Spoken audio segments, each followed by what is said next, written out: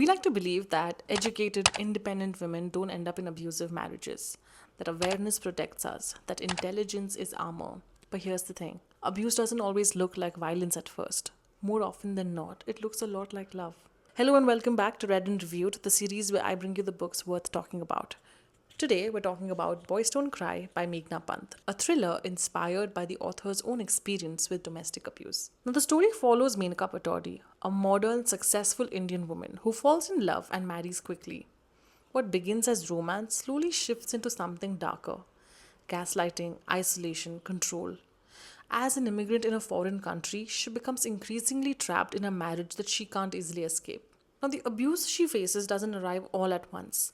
It begins in small but disorienting ways.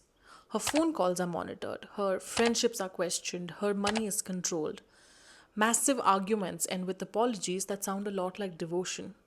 Criticism slowly turns into humiliation. Affection turns into intimidation. But the scariest part is the slow erosion of her confidence.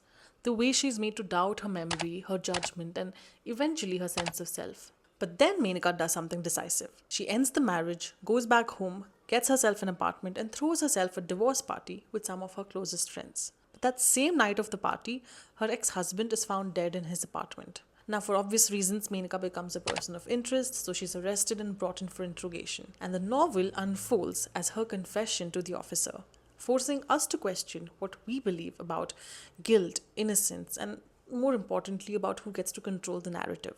What stayed with me is how the book treats abuse not as a series of isolated incidents, but as a system in itself.